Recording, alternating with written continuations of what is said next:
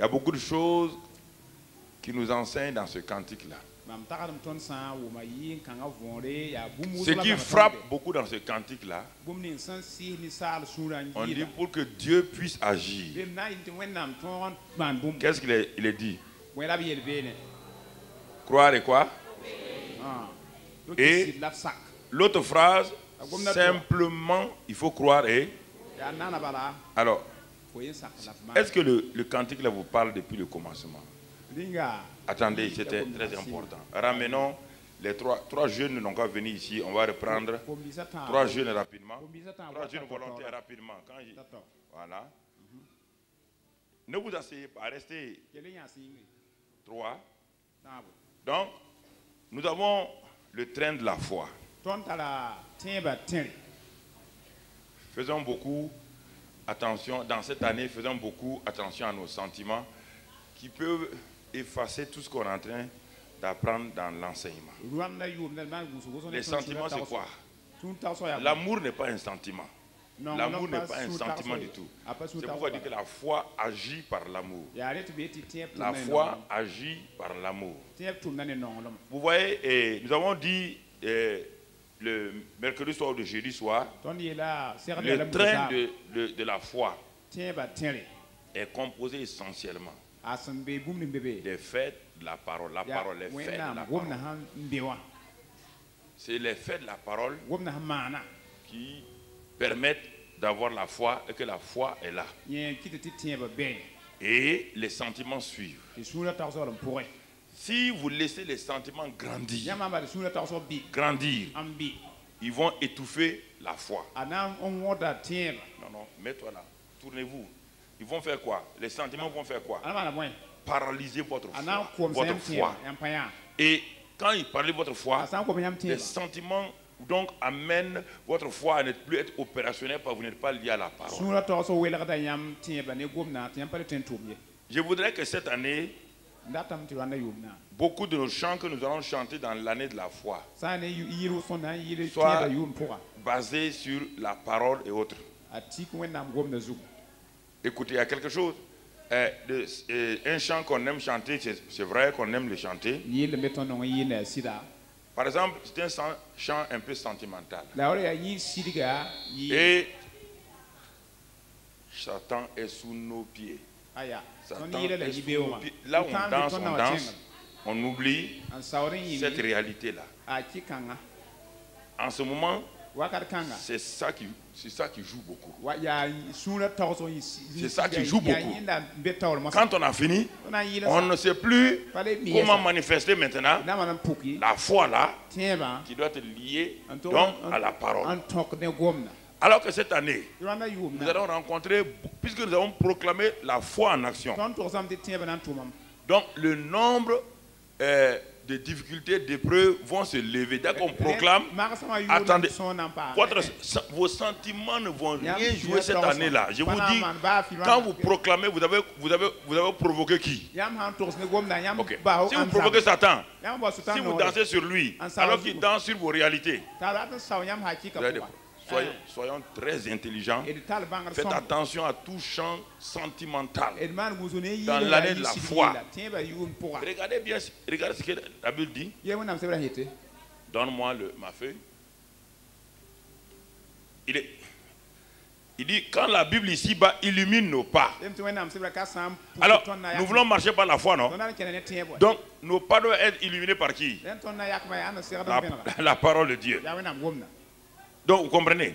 Et ensuite, alors, de sa gloire, Dieu vient nous remplir. Dieu vient nous remplir quand? Quand la Bible illumine nos... Et ensuite, quand je veux ce que Dieu veut, en son nom, maintenant je le peux moi-même. Simplement, il faut croire. Et dans cette année de la foi, je veux la liberté, je veux le bonheur, la santé. Que ton seul but soit de faire quoi? Le servir comment? Avec foi. Oui ou non? À celui qui veut croire. Et même le Saint-Esprit est manifesté à celui qui veut faire quoi? Croire et obéir. Ensuite, les fardeaux que nous avons en l'an 2009, les labeurs, les chagrins, les pleurs. La foi dit quoi? À mon bien, Dieu les fait concourir. Vous entendez? Notre foi en action, c'est une bataille cette année. Voilà, je préfère vous le dire. Dès qu'on a dit ça, ce n'est pas un jeu de plaisir. C'est-à-dire que vous avez dit à Satan que vous le provoquez et vous voulez démontrer à la fin de l'année que votre Dieu a eu raison de nous donner le thème sur la foi. Ou bien, il dit, si ces choses-là, Dieu fait concourir à mon bien, mais ils vont se transformer en quoi? En bonheur. Simplement, si moi je fais quoi? Simplement quand je crois. Il dit ensuite, nous avons des incapacités. Nous pouvons dépasser les incapacités et entrer dans les desseins de Dieu, des nouveaux horizons. Une vaste moisson va être devant nous en l'an 2009. Simplement, il veut quoi? Il y a deux choses. Croire et quoi? Croire et quoi? Et enfin, nous devons être soumis à ses ordres. Sans aucun compromis. Si on fait ça, alors le Tout-Puissant nous ouvre les flots et fait tomber Jéricho. À bon entendeur, asseyez-vous. Que Dieu vous bénisse. Donc, faisons beaucoup attention dans l'année de notre foi en action. Nous devons faire attention à nos paroles, à nos actes. Je dirais sans compassion, sans amour. Alors que la foi est agissante par l'amour. Par exemple, le cas le plus patent, c'est le cas d'hier soir.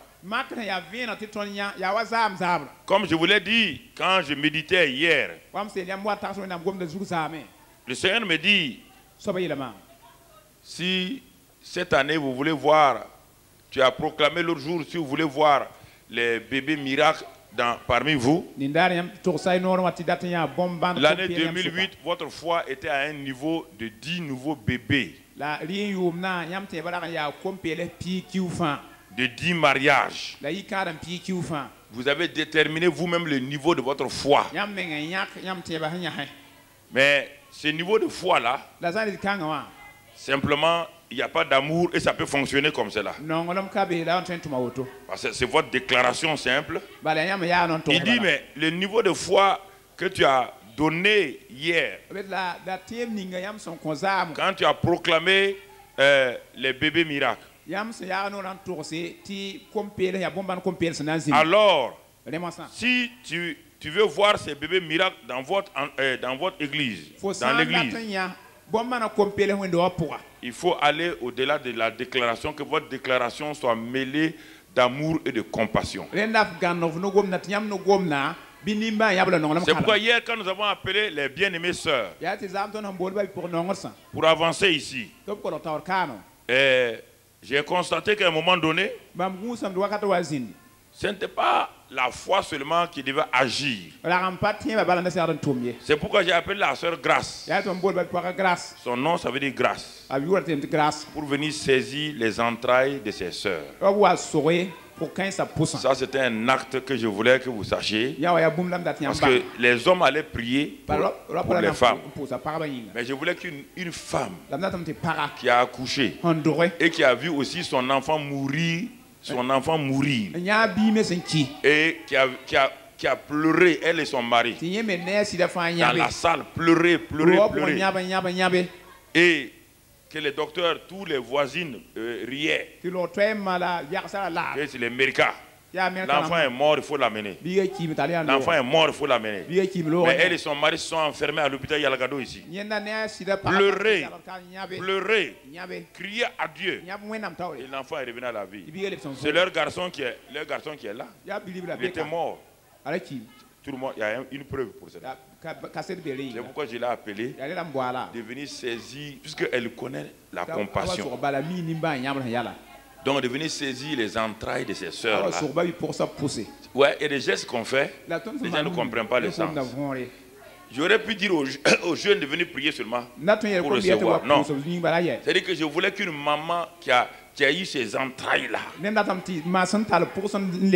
comprends ça parce que moi j'ai vécu quand j'ai vu ma fille morte devant moi, je ne pouvais rien faire. Il n'y a que la compassion et l'amour qui l'ont ramenée à la vie. Ce n'est pas ma foi, seulement la foi qui agissait dans l'amour, la compassion. C'est ça qui s'est passé hier soir. Et quand j'ai dit cela, j'ai vu que plusieurs dans l'assemblée, dans un premier moment, ne comprenaient pas ce qui se passait. Pensaient qu'on faisait une prière de foi simple. Ce n'était pas une prière de foi simple. C'était une prière de compassion. Et à un moment donné, quand j'ai commencé à dire que la compassion de Dieu remplisse vos cœurs pour que vous autres, j'ai vu que l'atmosphère a changé. Certains, beaucoup l'ont remarqué, mais d'autres ne l'ont pas remarqué. Mais les gens, quand ils viennent à une réunion, ils ne mettent pas les antennes pour savoir ce que Dieu est en train de faire. Et tout de suite, j'ai vu que plusieurs commençaient à pleurer. Dans l'assemblée, plusieurs commençaient à pleurer. Plusieurs commençaient que ce soit les femmes elles-mêmes et puis d'autres, commençaient à pleurer. Et j'ai vu en ce temps, le groupe musical aussi qui chantait. Brusquement, le frère Étienne a changé un chant. Il a changé le chant. Quand il a changé le chant, ça a manifesté encore la présence de Dieu plus forte. Et en ce temps, j'ai vu le frère Chevalier qui était venu pour aider les frères là, qui était adossé à la colonne là. Je l'ai vu brusquement éclater en sanglots. Il va vous dire ce qu'il a vu quand il est éclaté ensemble. Il va venir vous dire rapidement en 5 minutes ce qu'il a vu. Il va vous dire ce qu'il a vécu. D'autres sont venus me voir, mais c'est lui il est venu me rendre ça hier. Il va vous dire ce qu'il y a. Bonjour à tous. Comme l'a dit le pasteur, tout de suite, j'étais adossé à la colonne. Et je lui ai fait signe, je lui ai fait ça. Le ciel était ouvert. C'était manifeste. Et puis, le Saint-Esprit est tombé sur moi. Et j'ai commencé à pleurer. J'ai vécu quelque chose de très spécial. Mes yeux étaient comme les yeux du Seigneur qui visitait la maison. Il me faisait voir la maison des sœurs qui étaient devant. Et je voyais ces sœurs qui étaient dans leur chambre en train de pleurer sur ce problème qu'elles avaient de ne pas avoir d'enfants. Pour d'autres, elles allaient chez leurs amis, elles voyaient leur bébé qui venait de naître. Et lorsqu'elles rentraient chez elles, elles s'assoyaient sur leur lit et elles pleuraient. Je voyais d'autres qui se faisaient rudoyer par leur famille, par leur mari ou par leur belle famille, et qui leur faisaient des reproches. Et tout ça, c'était comme une douleur que je recevais, que je ressentais comme si j'étais à côté d'elle et je partageais la chose. Et c'était à la fois mélangé, si vous voulez. Je crois que les femmes peuvent comprendre ça. Vous savez, vous avez un désir de maternité que nous les hommes on ne peut pas exprimer. Un désir de porter un enfant. Un désir de le voir, de le tenir contre vous. Et que ça soit votre bébé. J'ai ressenti ça hier. Et c'était pour une femme qui ne peut pas avoir depuis 5 ans, 10 ans et plus, c'était terrible. Et il y a une compassion, il y avait un amour que je ne les connaissais pas pour la plupart, et il y avait un amour pour elles, et c'est comme si le Seigneur me disait, mais je dirais, c'est comme ça que moi je les aime, et c'est comme ça que j'ai le désir pour elles qu'elles aient des enfants.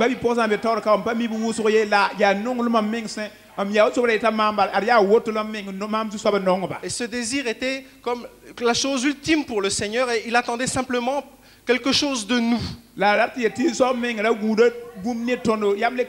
C'est ce que le pasteur a essayé de nous enseigner pendant toute cette semaine. Notre foi en action. Merci. Gloire à Dieu. Bien-aimés frères et sœurs, souvent nous n'avons pas d'exaucement à nos prières parce que nous n'avons pas la compassion. Vous voulez que Dieu vous exauce, mais quand vous voyez quelqu'un d'autre qui a un problème, vous êtes méchant. C'est pourquoi Dieu n'exauce pas. La foi agit toujours dans l'amour. Ça, c'est un secret que vous devez comprendre. Vous voulez quelque chose pour vous.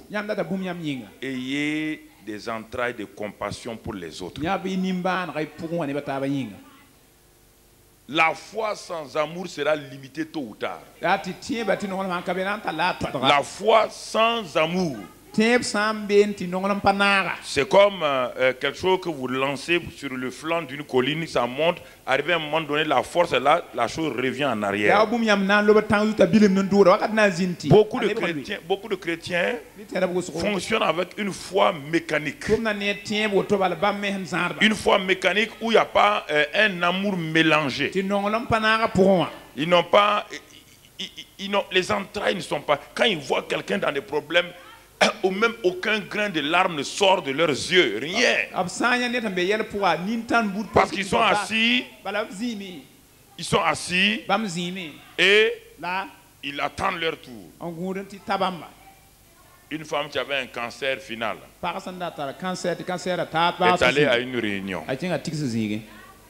Et elle était pressée que le pasteur prie. Mais quand elle est arrivée, elle avait des gens plus malades qu'elle, qui étaient couchés, incapables de bouger. Cette femme l'a oublié son cancer. Elle était maintenant en train de s'occuper des autres qui étaient malades. Et elle était dans le rang. Elle a commencé à quitter le rang.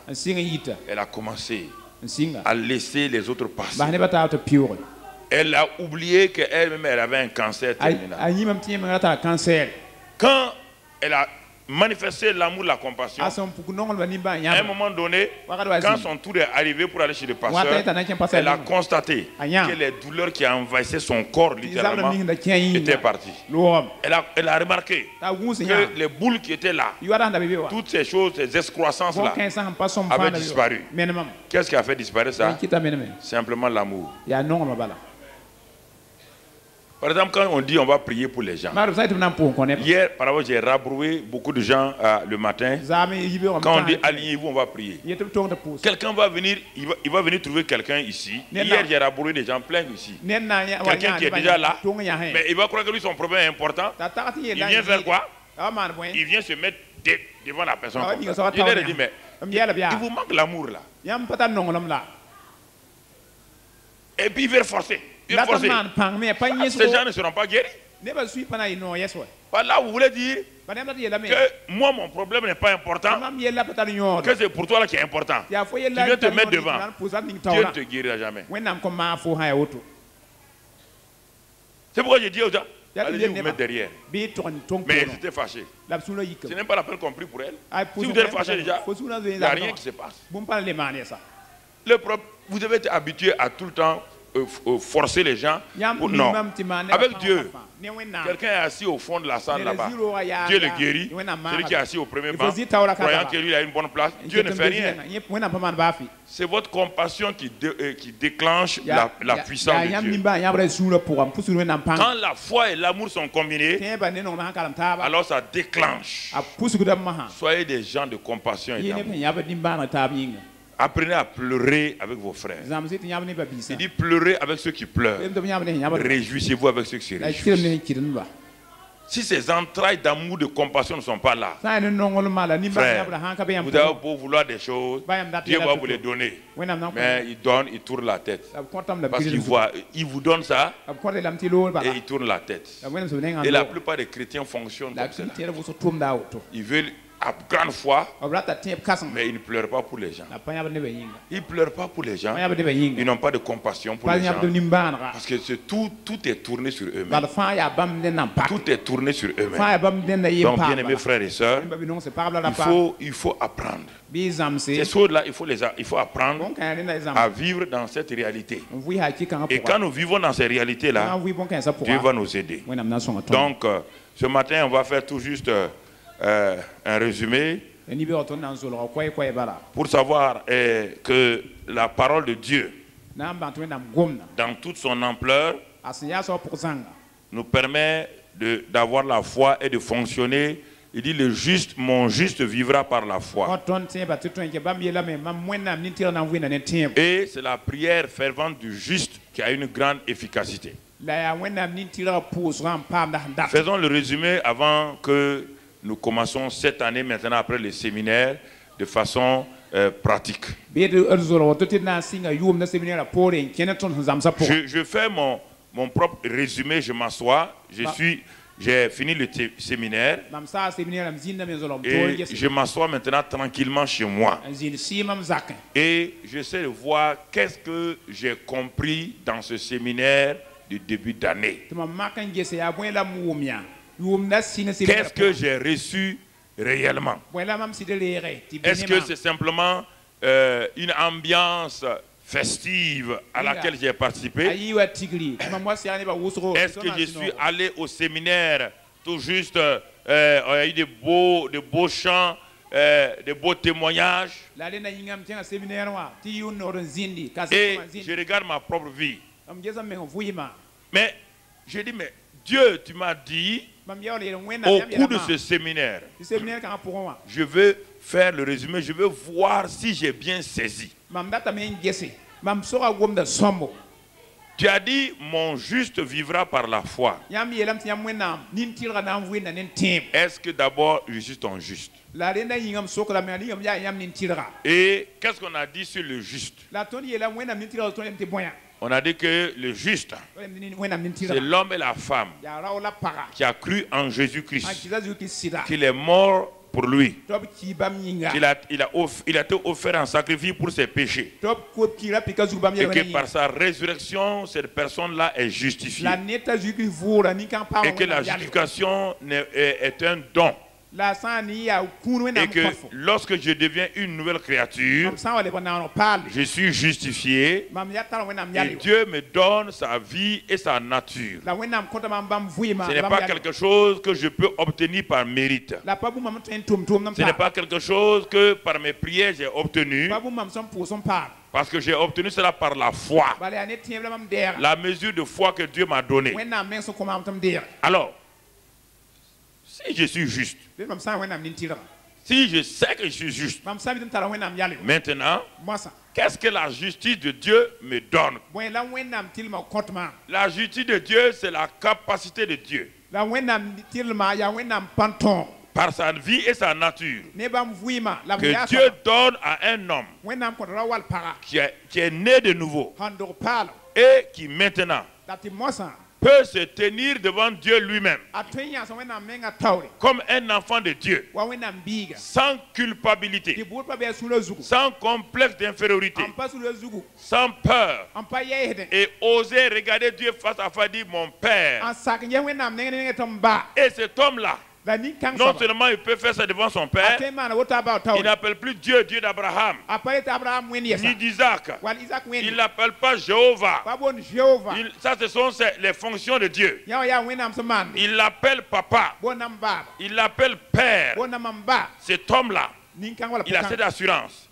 Quand il quitte la présence de son père avec certitude, cet homme justifié là, cette femme justifiée là, va devant Satan et il dit à Satan, il est écrit, mon père m'a dit ça, j'agis selon la parole de mon père. Devant les circonstances et les épreuves, devant les montagnes, il sait que le Père devant qui il s'est tenu, il peut ouvrir la bouche, parler à ces montagnes.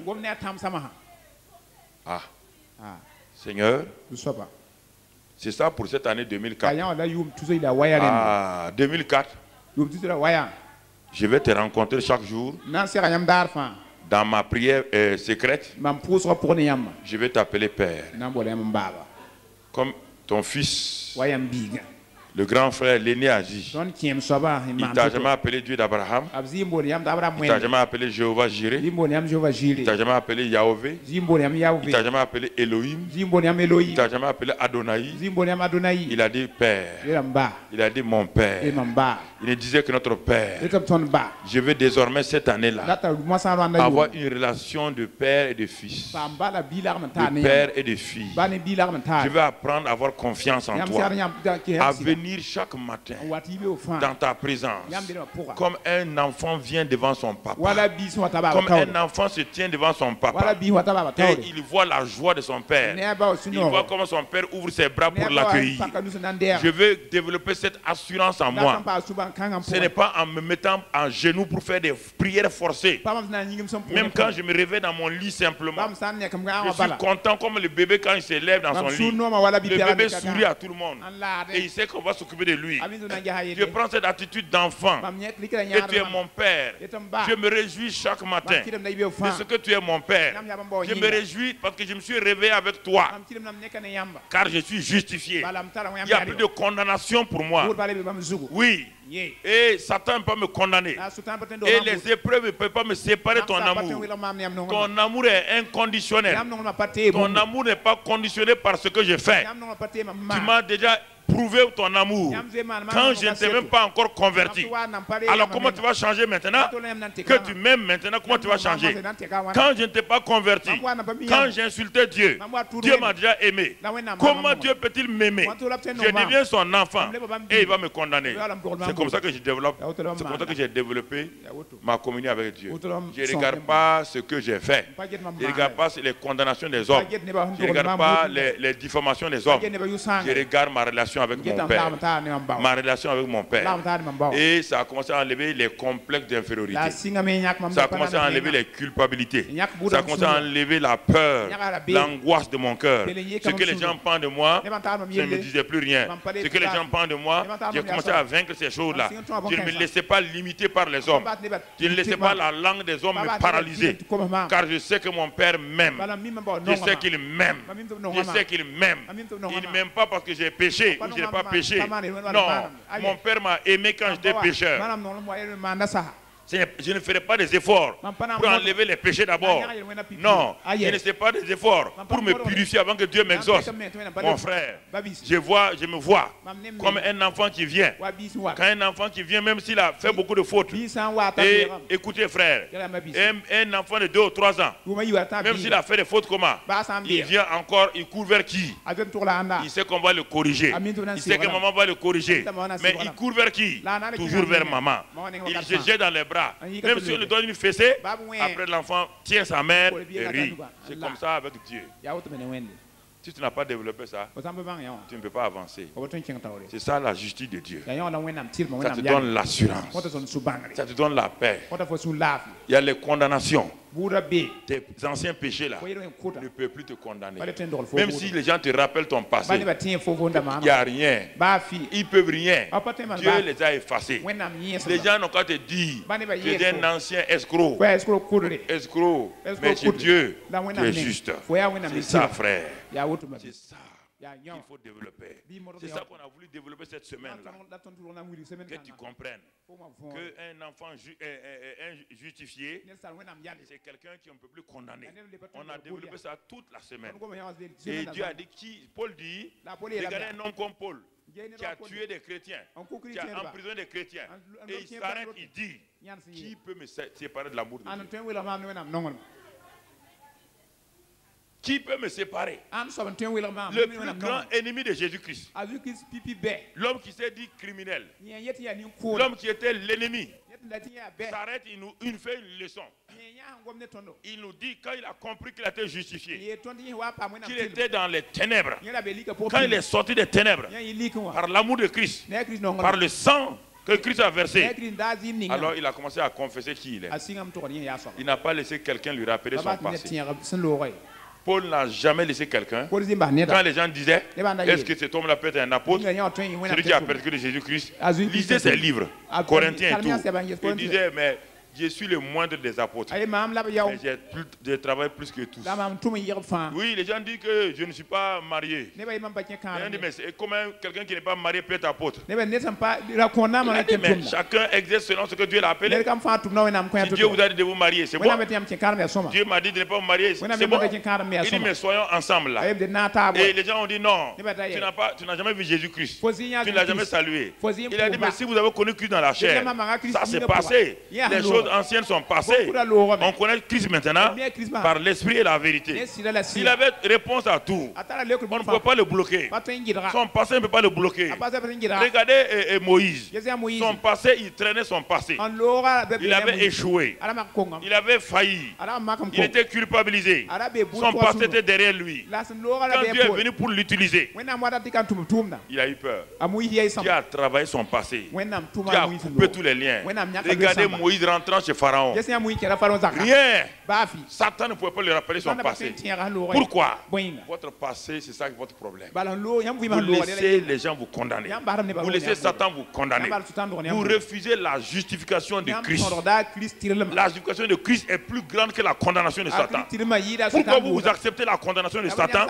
Vous n'acceptez pas la justification de Dieu. Qui est grand entre les deux? C'est Dieu. Donc croyez ce que Dieu vous a dit. Sortez de la culpabilité. Sortez du complexe d'infériorité. Et entrez dans la justice de Dieu. Alors c'est juste là maintenant. On dit qu'il va vivre. Et là, on a dit pendant cette semaine que vivre là, fonctionner dans tous les domaines de sa vie. C'est cet homme, cette femme-là qui connaît son identité là, qui sait qu'il est là. C'est lui maintenant, connaissant son identité, commence à fonctionner dans chaque aspect de sa vie. Dans les domaines familial, dans le domaine financier, dans le domaine spirituel, dans le domaine des relations avec les autres. Il commence à fonctionner. Il fonctionne dans chaque aspect de sa vie. Par quel moyen? Par la foi. Et quelle est cette foi-là? Quelle est cette foi-là? Ce n'est pas un sentiment maintenant. On a vu pendant cette semaine aussi que la foi n'est pas un sentiment. Non, mon frère. C'est cette capacité que Dieu donne à un homme, à une femme, de s'asseoir, de croire dans son cœur que Dieu dit la vérité et que sur la base de ce que Dieu dit, cet homme-là va maintenant agir. Il n'agit pas parce qu'il pense, il agit parce que Dieu a dit. Il parle parce que Dieu a parlé. C'est ça la foi. La foi n'est pas je crois, je vais faire ça. Moi j'ai confiance. Non, la foi c'est ce que Dieu a dit. Je me tiens sur ça et j'avance et je parle. C'est ça la foi. C'est ça, dit maintenant, mon juste vivra par la foi. Alors, c'est cette année. Ça veut dire quoi? Tu dois vivre par la foi. Ça veut dire qu'il y aura des obstacles devant lui, oui ou non? S'il n'y a pas d'obstacle, on ne parle pas de foi. La foi sans obstacle n'a pas de sens.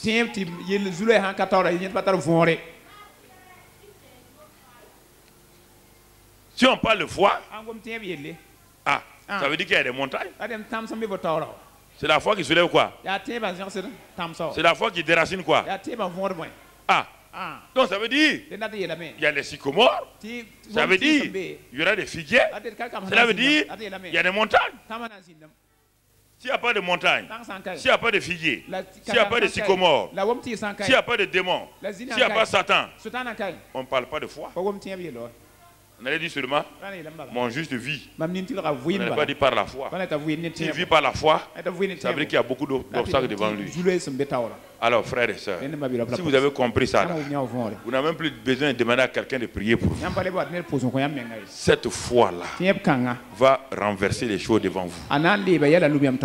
C'est pourquoi je vous ai dit, vous êtes fatigué d'avoir demandé aux gens de prier. Je vous ai dit, il n'y a pas un homme sur terre qui va prier pour vous et avoir un exaucement entier. Ça n'existe nulle part. Ça n'existe nulle part. Nulle part. Jésus m'a laissé les pauvres et les partis. Quand on a dit de vendre le parfum là pour donner aux pauvres, il a dit vous aurez les pauvres. Si c'est ça là, vous les aurez, débrouillez-vous avec eux. Au temps de Jésus-Christ, il a laissé des malades. Il est parti les laisser. Il a laissé beaucoup de gens. Paul a laissé un de ses enfants. Il dit j'ai laissé Trophime malade là-bas. Paul qui guérit tout le monde, mais son propre enfant Trophime de la foi là, il a tout fait. À plus tard, Trophime est venu. Il avait un problème avec Timothée. Timothée avait des maux de ventre. Paul a prié. Dieu a dit, ici là, ce n'est pas une affaire de foi. S'il prend un peu de vin, ça va être guéri. Il ne faut pas aller boire vin maintenant pour...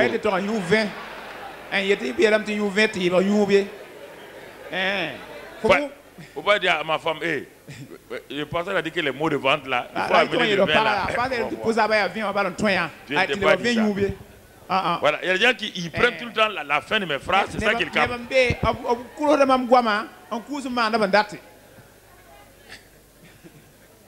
Ils n'écoutent que des choses seulement qui sont bien pour eux.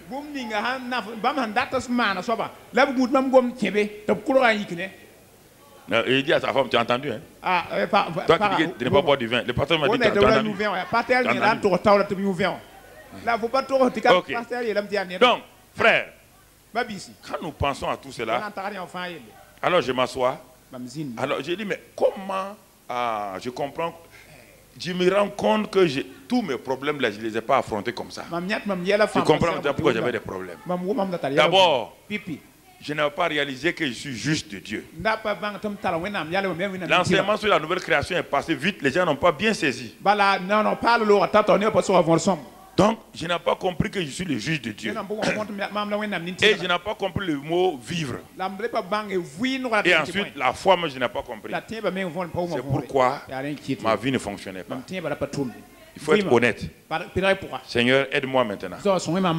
Je vais cette nouvelle année-là affronter chaque situation de ma vie en sachant que je suis le juge de Dieu.